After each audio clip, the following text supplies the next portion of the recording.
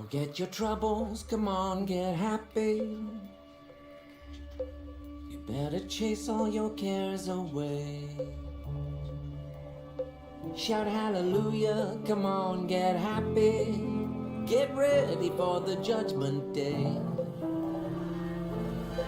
The sun is shining, come on, get happy. The Lord is waiting to take your hand. Shout hallelujah, come on, get happy. We're going to the promise.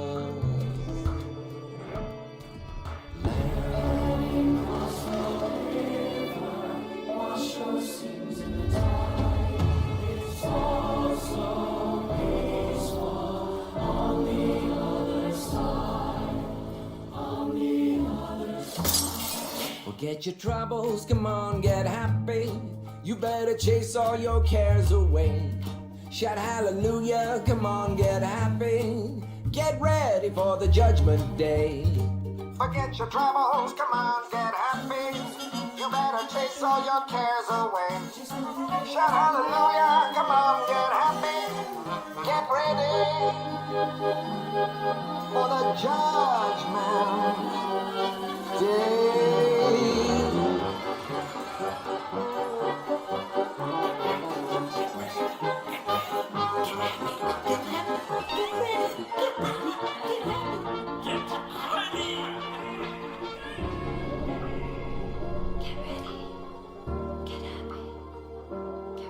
Forget your troubles, come on, get happy. You better chase your cares away. Shout hallelujah, come on, get happy. Get ready for the judgment day. The sun is shining, come on, get happy. He's waiting to take your hand. Shout hallelujah, come on, get happy. Ready for the judgment day. Forget your troubles, come on, get happy. Ready for the judgment day. Shout hallelujah, come on, get happy.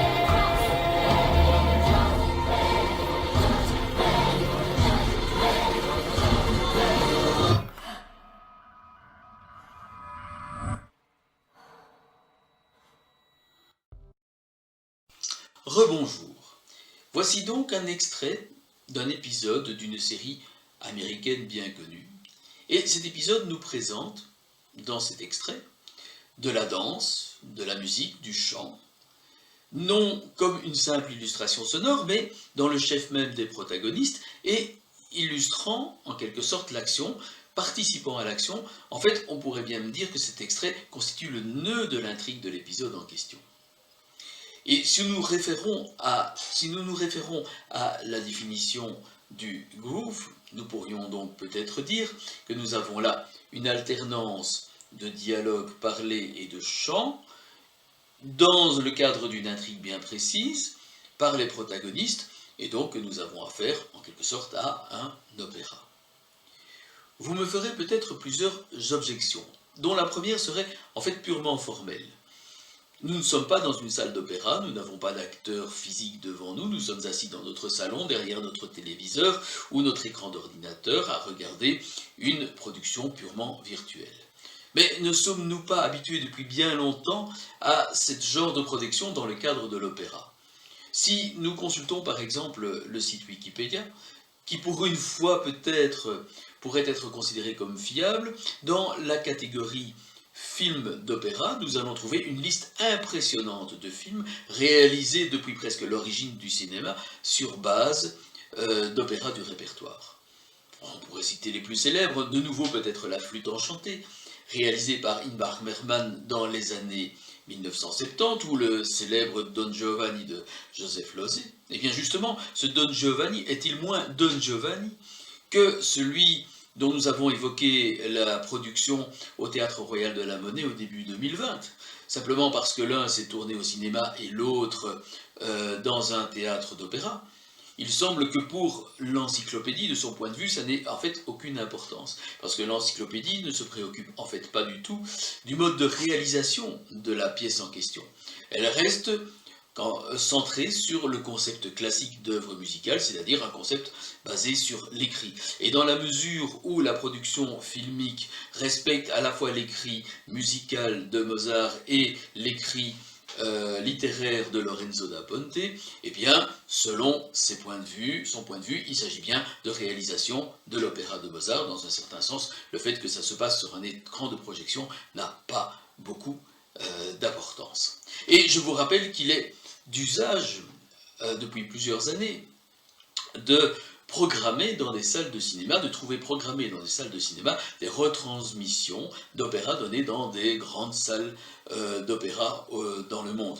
Par exemple, l'année passée, en 2019-2020, eh bien, une célèbre chaîne de cinéma à Bruxelles, que je ne citerai pas mais que vous reconnaîtrez sans doute, programmait, si mes souvenirs sont bons, 11 opéras retransmis depuis le Metropolitan Opera de New York. La programmation s'intitulait bien l'opéra au cinéma, et donc manifestement personne ne pensait que ces œuvres perdraient leur qualité d'opéra simplement en étant retransmises sur un écran.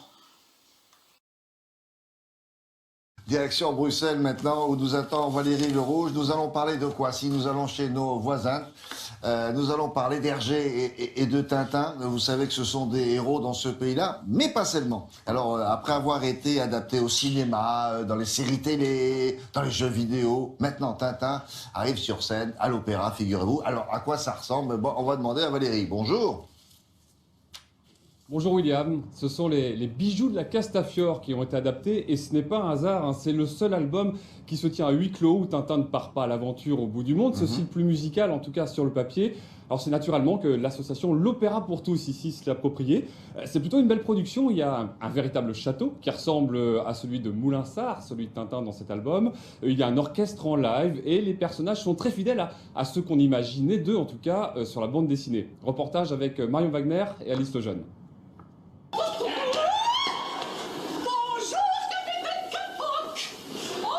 Une soprano encore plus envahissante que dans la bande dessinée. Mais comment avez-vous entré? Un capitaine Haddock aussi grincheux et un Tintin à la mèche impeccable. Aucun détail n'a été oublié pour donner vie au personnage d'Hergé. Pour la première fois, les bulles du dessinateur belge sont mises en musique sur des airs d'opéra célèbres.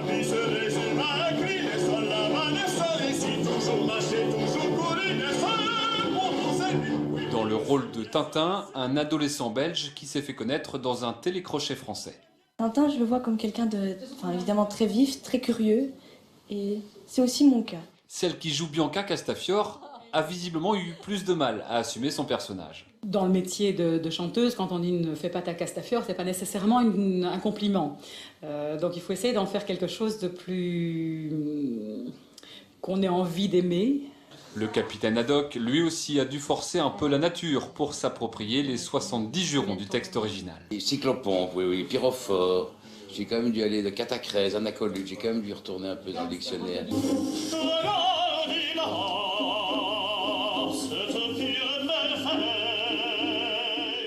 Devant un véritable château, les 2 heures de spectacle en plein air séduisent visiblement le public. J'ai bien aimé les Dupont et Dupont, ils sont trop marrants. C'est vraiment une idée de génie de faire cet honneur-là à l'opéra à la fois et à Hergé d'autre part. C'est un mariage parfait. Hergé, où que tu sois ici. Salut!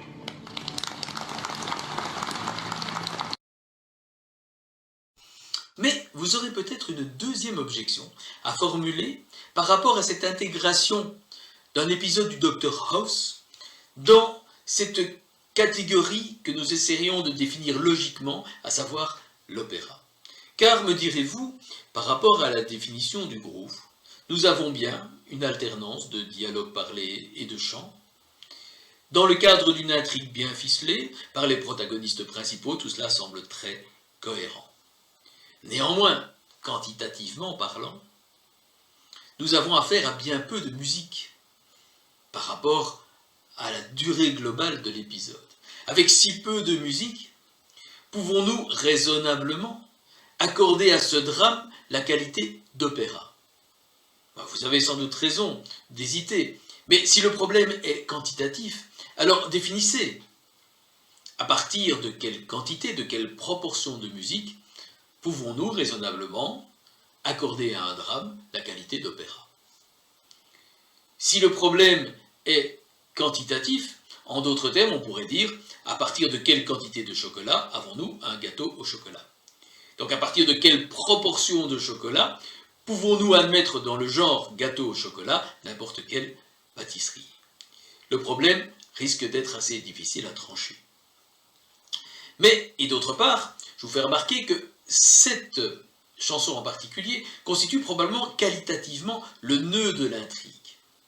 Donc, si elle constitue le nœud de l'intrigue, oui, mais vous me direz, d'accord, peut-être constitue-t-elle le nœud de l'intrigue, mais ce n'est pas une chanson originale.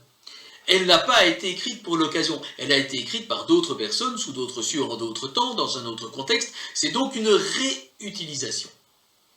Et donc, à partir du moment où c'est une réutilisation fort originale du reste, parce qu'elle place la chanson dans un contexte que ses créateurs originels auraient sans doute eu bien du mal à seulement imaginer, un peu comme Stanley Kubrick utilise d'une manière que Beethoven aurait eu bien du mal à imaginer sa 9e symphonie, eh bien, cette réutilisation ne fait de cette chanson finalement qu'un emprunt. Et de la même manière que nous considérons que dans le film de Stanley Kubrick, même dans cette utilisation très originale de la 9e symphonie, il s'agit toujours, dans une conception un peu étroite qui limite l'œuvre musicale à son écrit, il s'agit toujours de la 9e symphonie, et bien dans ce cas-ci, il s'agit toujours d'une chanson écrite par d'autres personnes sous d'autres cieux dans d'autres temps, dans d'autres circonstances, et donc d'un simple emprunt. Et de ce point de vue-là, le fait que ce soit un simple emprunt n'exclut-il pas automatiquement l'épisode du Dr House de la catégorie logique opéra? Peut-être. Peut-être. Mais alors, qu'en est-il de notre deuxième production, celle qui s'est passée là, probablement au château de la Hulpe en 2015, et qui semble, selon les dires du public, établir une fusion heureuse et habile entre l'univers de Tintin et celui de l'opéra, pour, selon certains, le plus grand bien des deux, ce dont je me permets personnellement de douter. Nous avons là une alternance de textes parlés et de chants, dans une intrigue que l'on espère bien ficelée, par les protagonistes principaux du drame, et donc nous nous trouvons en plein dans la définition du groove. D'autant plus le texte parlé ou chanté, le texte, en général, contrairement à notre chanson du Dr House, est un texte totalement original et écrit pour l'occasion. Malheureusement, la musique, elle, n'est pas originale. La musique n'est originale ni dans son écrit, ni dans sa réalisation. Et sans doute faut-il y voir une volonté, puisque le principe même est d'évoquer l'univers de l'opéra. Pour ce faire, les réalisateurs, les écrivains ont choisi d'emprunter des mélodies les plus populaires possibles dans le grand répertoire d'opéra pour que le grand public ne puisse plus s'y tromper. Et du coup, l'œuvre s'intitule bien « Tintin à l'opéra » et elle est présentée comme telle par les commentateurs et reçue comme telle par le grand public. Dans ce cas-ci, au contraire du Dr House, eh bien, il semble que ce soit l'emprunt lui-même qui permette d'attribuer à cette œuvre scénique la qualité d'opéra. On dirait que le fait même de l'emprunt puisse être ambivalent. Dans un cas, il nous exclut de l'opéra, dans l'autre cas, on dirait qu'il nous y intègre.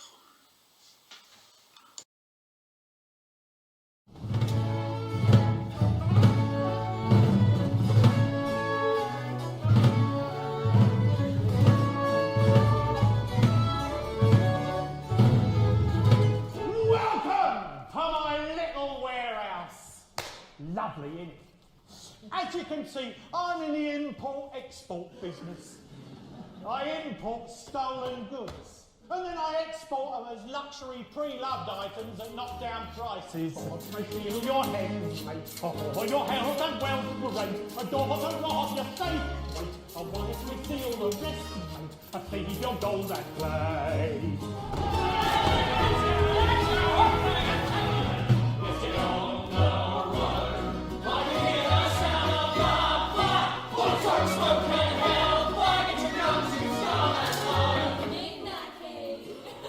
Betty, you are looking great tonight. You've got that because you're worth it glow. Dolly Troll, nice to see ya. Oh, kiss me, you slut. Oh, you've always been a cock tease. Yeah, and with fucking Brexit, you can forget that foreign crap you've learned. Come back to being boring and British. With a how do you do, and a how do you do, and a how do you do,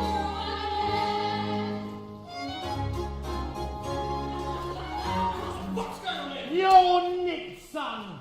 I'm making a citizen's arrest. Oh, look at him. Didn't I always say he'd make a lovely convict? Here, let's have a quick selfie, shall we?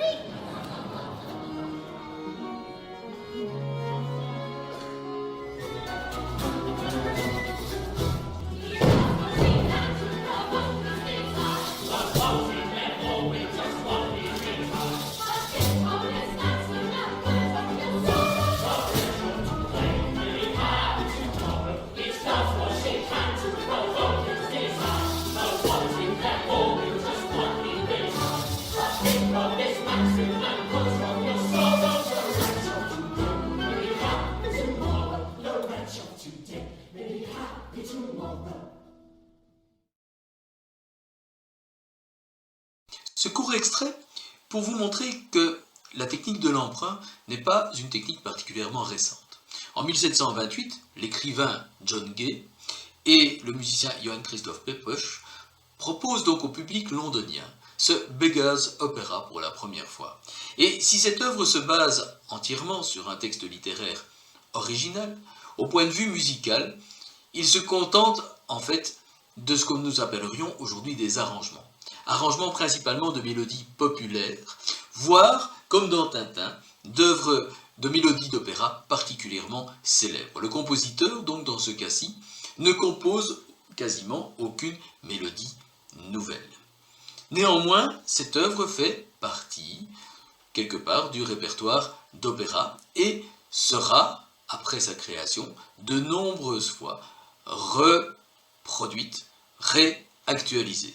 Réactualisation dont nous voyons maintenant un exemple, puisqu'il semble quand même relativement peu probable que ni John Gay ni Johann Christoph Pepusch n'aient jamais eu conscience de ce que pourrait être un Brexit, des selfies, voire les techniques d'import-export.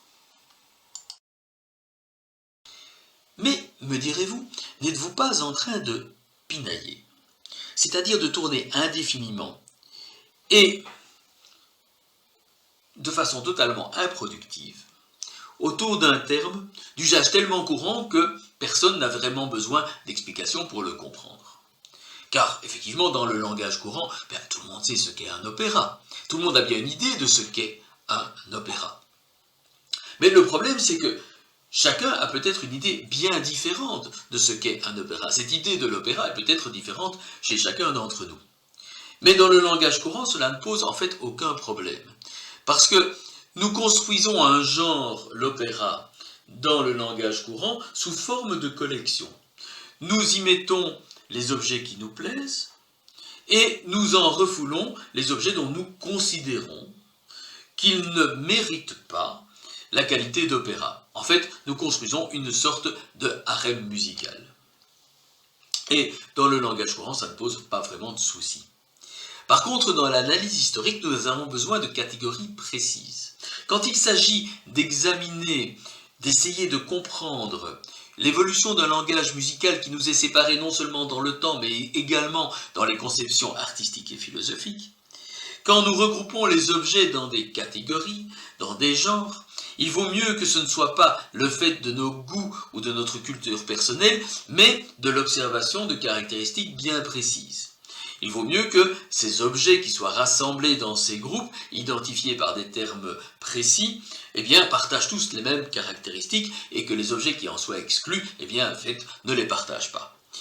Et donc, il vaut beaucoup mieux que notre opéra ne soit plus un harem musical, mais que notre genre opéra soit plutôt un genre de gâteau au chocolat. Et pour ce faire, les ouvrages génériques, et notamment le groove, essayent de définir l'opéra en ayant recours à un autre terme bien particulier, le terme drame.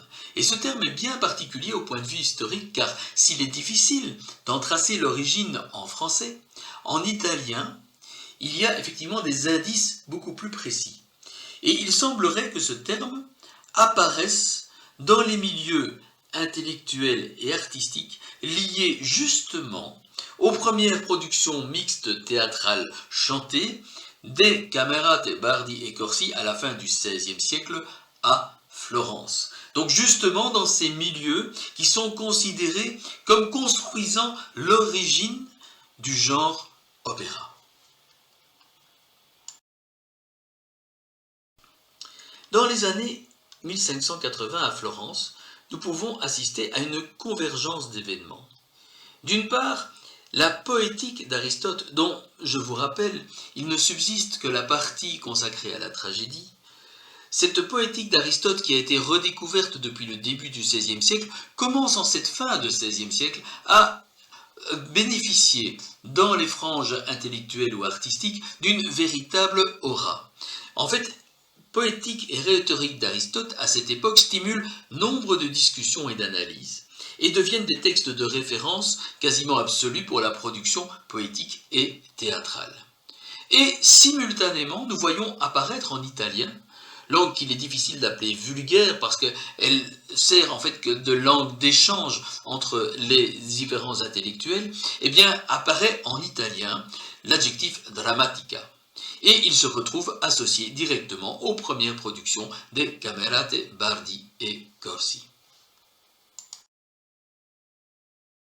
Et donc, sous la plume de Jacopo Peri, le musicien qui collabore avec l'écrivain Ottavio Rinuccini, pour produire à Florence, en l'honneur du mariage de Marie de Médicis, un spectacle tout à fait nouveau, tout à fait en quelque sorte révolutionnaire pour l'époque, eh bien, sous la plume de ce musicien, dans la préface de l'édition musicale, nous pouvons lire quelque chose d'assez particulier. Parce qu'il nous dit, comme il est question de poésie dramatique, et en utilisant le terme poésie dramatique, soulignons que Jacopo Peri utilise un véritable néologisme. Et donc, comme il est question de poésie dramatique, nous dit-il, et que donc, si quelqu'un doit imiter en chantant une personne qui parle, et il est bien conscient que sans doute, effectivement, personne n'a jamais parlé en chantant, que ce n'est pas très naturel, eh bien, il a estimé que les anciens Grecs et Romains, dont on pense généralement qu'ils chantaient sur scène leur tragédie en entier, eh bien non, lui pense qu'ils usaient d'une harmonie qui allait bien sûr au-delà du parler ordinaire pour des raisons expressives, mais se retranchait aussi de la mélodie du chant. Ce n'était donc ni de la parole, ni du chant, mais une forme intermédiaire de déclamation. Voici qui est fort ennuyeux pour la définition générique de l'opéra qui nous occupe, puisque, rappelons-le, cette définition générique prétend qu'il s'agit d'un drame dans lequel les acteurs chantent au moins une partie de leur texte. Mais dans la version proposée par Jacopo Peri, à l'origine effectivement de la poésie dramatique, et à l'origine souvent considérée aujourd'hui comme étant l'origine de l'opéra, eh bien il ne nous parle ni de dialogue parlé, ni de chant, mais d'une forme intermédiaire de déclamation. Et donc, nous voici à l'orée du XVIIe siècle face à un style théâtral totalement nouveau. Tellement nouveau que ses créateurs même ne savent pas très bien comment le désigner. Et donc pour le désigner, ils vont avoir besoin d'un néologisme. Ce néologisme, ils vont aller le chercher dans les commentaires contemporains de la poétique d'Aristote.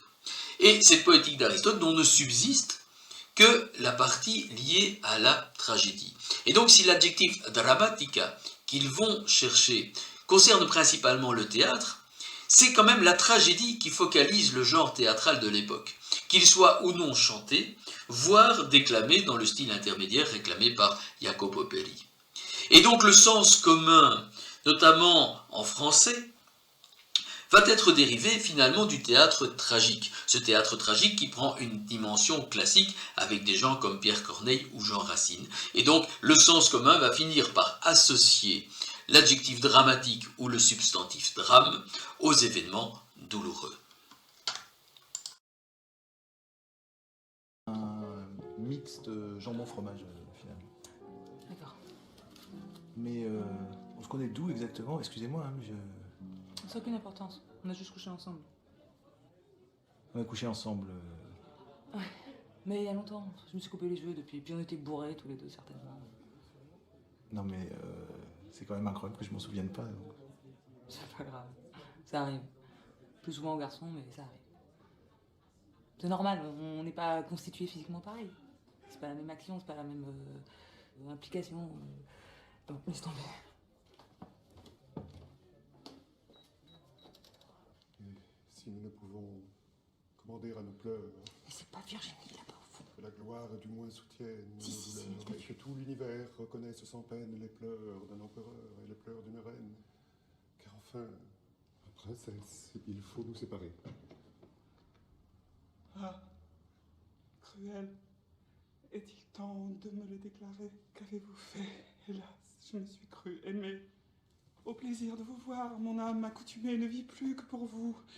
Ignoriez-vous vos lois quand je vous l'avouais pour la première fois? À quel excès d'amour m'avez-vous amené? Que ne me disiez-vous? Princesse infortunée, où vas-tu t'engager et quel est ton espoir? Ne donne point un cœur qu'on ne peut recevoir. Ne l'avez-vous reçu cruel que pour le rendre, quand de vos seules mains ce cœur voudrait dépendre? Tout l'Empire a 20 fois conspiré contre nous, il était temps encore que ne me quittiez-vous. 1000 raisons alors consolaient ma misère. Je pouvais de ma mort accuser votre père, le peuple, le Sénat, tout l'Empire romain, tout l'univers, plutôt qu'une si chère main. Je sais tous les tourments que ce dessein me livre. Je sens bien que sans vous, je ne saurais plus vivre. J'ai couché avec cette gonzesse, je m'en souvenais pas. J'étais gêné, putain, j'étais mal à l'aise. Et quand elle me l'a dit, j'ai bien regardé. Je m'en souvenais toujours pas. C'est normal, ça. Moi, c'est pareil. Sur les 200 ou 300 que j'ai dû baiser, je vais en canner de quoi, un maximum. Normal, une fois t'es bourré, une fois c'est dans le noir, une fois c'est entre deux portes. Je peux pas te souvenir de tout, hein. Ouais, bien sûr.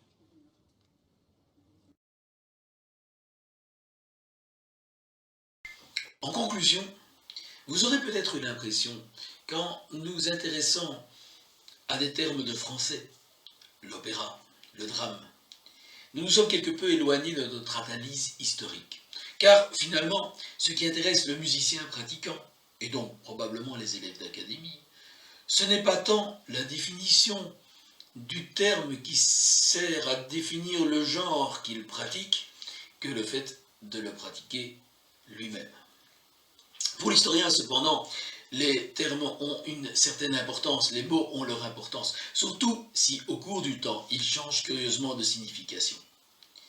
Et les termes changent de signification au cours du temps, ça m'a l'air d'être une évidence. Ce que nous avons essayé de montrer brièvement et le plus clairement possible, quoique le sujet soit évidemment beaucoup plus complexe, c'est l'usage et l'évolution de deux termes essentiels dans le domaine dont nous tentons de cerner l'histoire. Tout d'abord, le terme opéra. Apparemment, il est simple et limité. Apparemment, on peut le définir objectivement.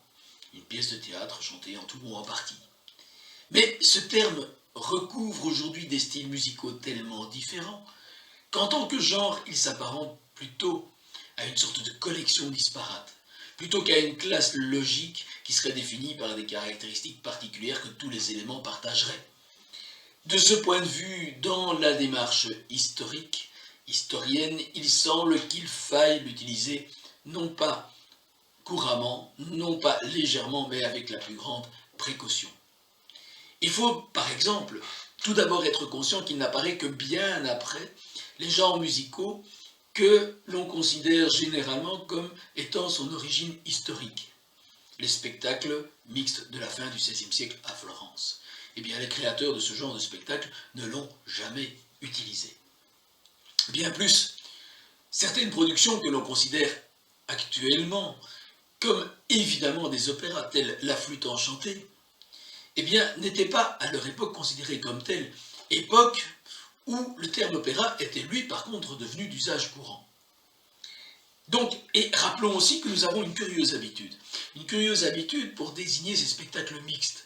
Pour désigner les créateurs de ce genre de spectacle, nous commençons toujours par le compositeur. En fait, il est assez rare que nous citions les autres intervenants. Mais évidemment, nous évoquons ainsi Wagner et sa tétralogie, mais ça semble logique, puisqu'il écrivait lui-même la musique et les textes. Mais quand nous évoquons Mozart, nous n'évoquons pas nous évoquons rarement, du moins, ce qu'il est convenu d'appeler son librettiste. C'est un terme curieux, librettiste. Il est curieusement lié à l'opéra, un peu comme le scénariste est lié au cinéma. C'est-à-dire que quand vous citez un film et son réalisateur, quand même relativement rare que vous citiez son scénariste. De la même manière, quand nous citons un opéra, eh bien, il est assez rare de signaler le nom du librettiste, comme si, effectivement, cet écrivain n'était pas véritablement un écrivain à part entière. Il écrit pourtant une pièce de théâtre. Si nous citons des pièces de théâtre de Corneille, de Molière ou de Racine, ben nous citons Corneille, Molière et Racine qui les ont écrites.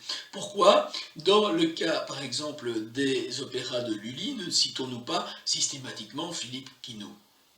Eh bien, parce que de nos jours, effectivement, le librettiste n'a pas la réputation d'avoir véritablement créé l'œuvre. C'est le musicien qui en porte la responsabilité.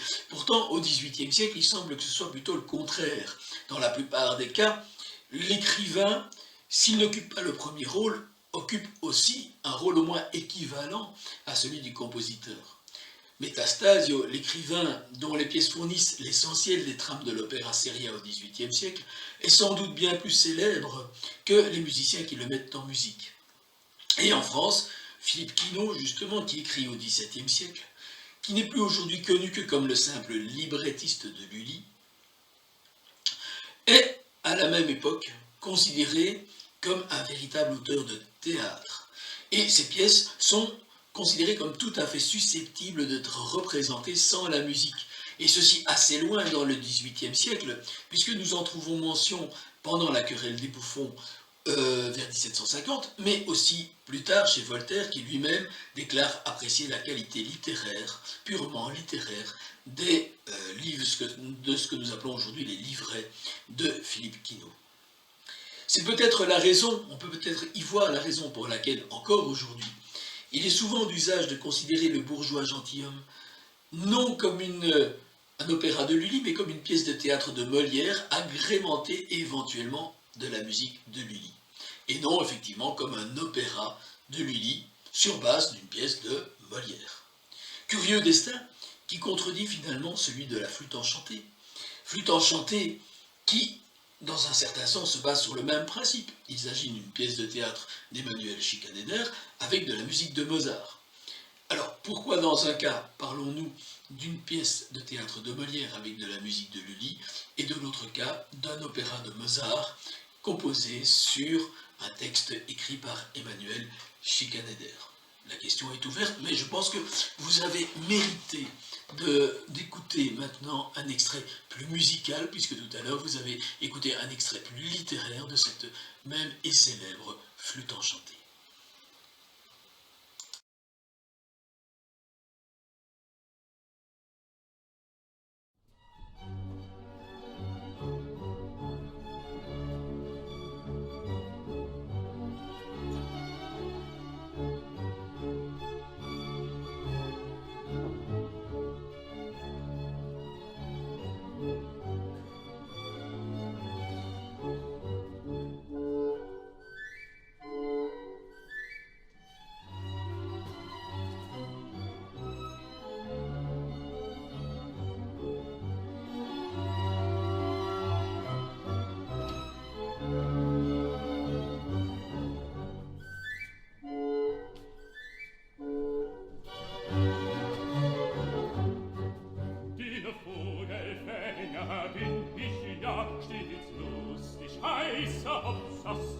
Ich Vogelfänger bin bekannt, bei alt und jung im ganzen Land.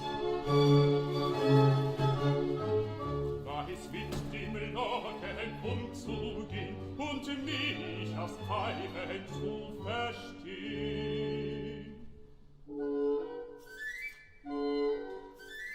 Drum kann ich froh und lustig sein, denn alle Vögel sind ja mein.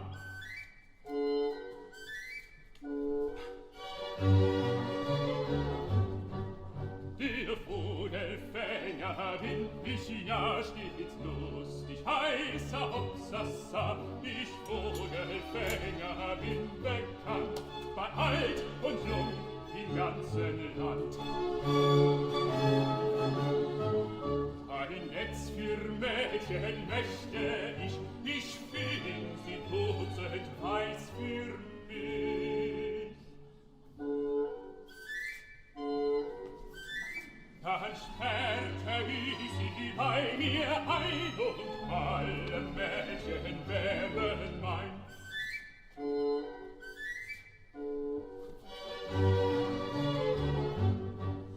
Wenn alle Mädchen wären mein, so tauschte ich brav Zucker ein, die welche mir am liebsten wär, decke ich gleich den Zucker her.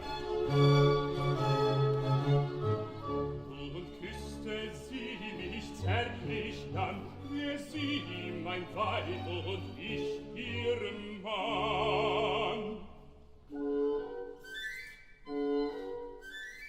Sie schlief an meiner Seite, ich wiegte wie ein Kind sie ein.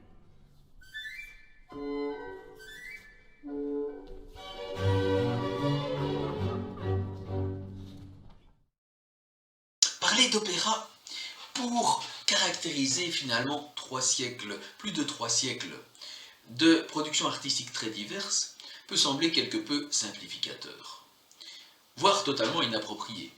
Ce qui est curieux, c'est de constater à quel point des encyclopédies ou des ouvrages généralistes, voire le Groove, utilisent pour définir cet opéra, ce genre dans lequel il place autant d'objets artistiques différents, un autre terme tout aussi générique, tout aussi passé dans le langage courant, le terme drame, sans, semble-t-il, réaliser que ce terme n'est apparu dans le langage, justement, que lié aux premières productions scéniques mixtes du théâtre florentin à la fin du XVIe siècle, ce qu'il est convenu d'appeler les productions des Camerate, Bardi ou Corsi, et que ces mêmes ouvrages vont nous présenter comme étant l'origine du genre qu'ils essayent de définir, c'est-à-dire l'opéra. On a un peu l'impression de définition circulaire.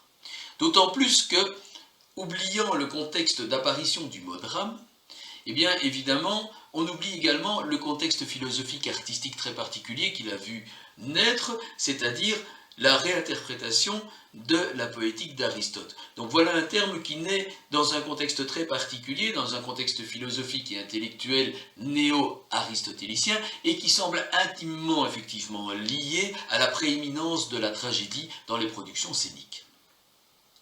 D'autre part, le terme opéra ne nous fait-il pas juger l'ensemble de la collection qui est incluse en fonction de ce qui pour nous représente le mieux sa signification? Et qu'est-ce qui représente le mieux la signification du terme opéra, sinon les productions opératiques de la fin du XIXe siècle, qui sont effectivement produites dans un climat artistique, philosophique, tout à fait particulier et tout à fait différent de celui qui règne à la fin du XVIe siècle, au milieu du XVIIe, voire au milieu du XVIIIe siècle.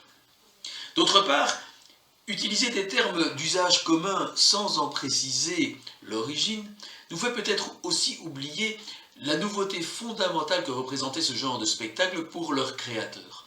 Quand Jacopo Peri nous parle de Poesia Dramatica en 1600, il utilise en fait un néologisme qui vient d'apparaître dans les commentaires de la poétique d'Aristote. Et donc il utilise un néologisme qui fait référence à l'Antiquité pour définir un spectacle qui pour lui n'est pas moins nouveau. Cette nouveauté nous échappe peut-être quand on parle de poésie dramatique, expression qui ne nous est pas si étrangère, mais dont nous oublions parfois qu'elle n'apparaît en français dans le dictionnaire de l'Académie française qu'en 1697, et que le substantif qui lui est associé, le terme drame, lui n'apparaîtra que dans la 3e édition du dictionnaire de l'Académie, c'est-à-dire en 1740. Donc nous voici au milieu du XVIIIe siècle, avec un terme qui a encore finalement de fortes connotations, à la fois théâtrales, mais théâtrales liées finalement à un contexte néo-aristotélicien et donc à la tragédie. De ce point de vue-là, l'expression dramma giocoso, que nous allons examiner dans les leçons suivantes, peut-elle apparaître beaucoup plus frappante aux contemporains de Carlo Goldoni qui l'utilise que pour nous finalement, un drame joyeux, si nous nous référons au théâtre, ça signifie simplement une pièce de théâtre joyeuse. A priori, quoi d'étonnant, pourquoi toutes les pièces de théâtre devraient-elles être tristes? Mais pour le contemporain de Carlo Goldoni, drama giocoso peut tout aussi bien signifier tragédie joyeuse. Et vous conviendrez sans doute que dans ce cadre-là, l'expression est beaucoup plus frappante, presque un oxymore en quelque sorte, que dans simplement le fait de parler de pièces de théâtre joyeuses. Mais ceci est une autre histoire, nous en reparlerons dans les leçons suivantes, et ces leçons suivantes, puisque nous sommes à la veille des vacances de Noël, se passeront l'année prochaine. Avant de nous quitter cependant, je tiens à vous rappeler que Le bourgeois gentilhomme de 1670 est effectivement une pièce, autant une pièce de Lully que de Molière, et je vous propose d'en écouter un extrait de la célèbre cérémonie turque.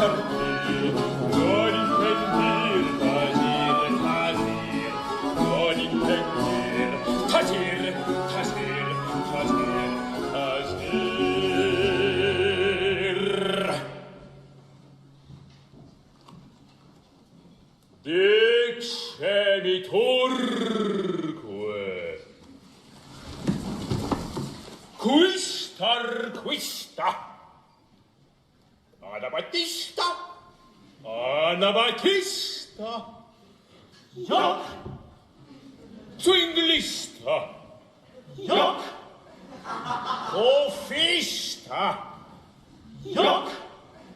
Usita morrista frarista. Jock, jock, jock. Jock. Jock. Jock.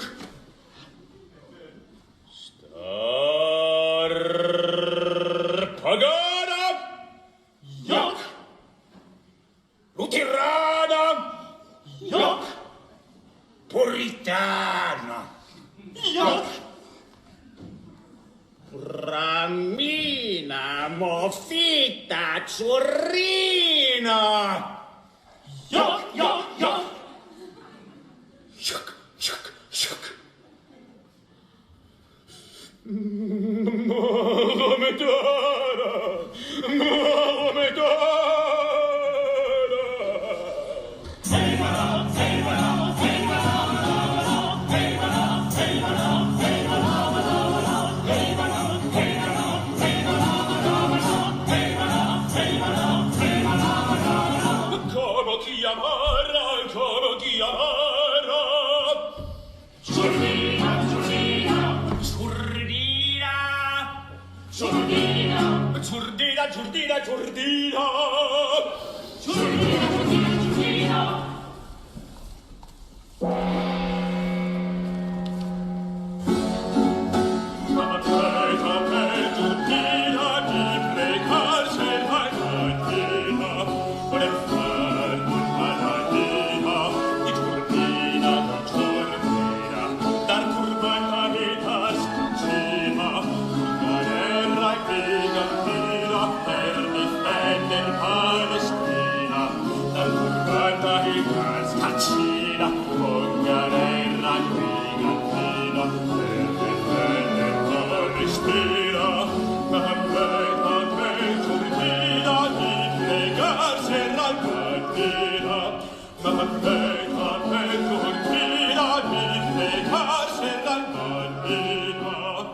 Starbonturca ciurdina, hey guarda, hey guarda.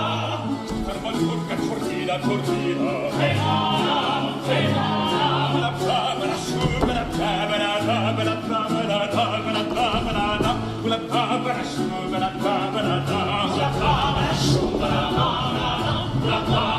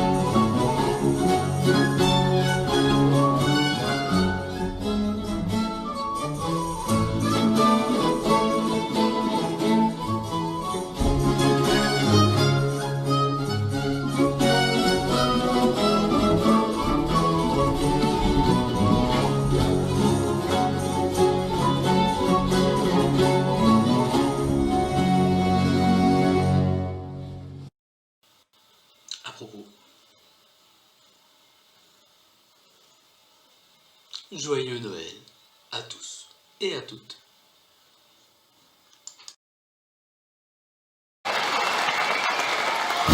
Christmas time, pretty baby, and the snow is falling on the ground. Yeah, it's Christmas time, pretty baby, and the snow is falling down.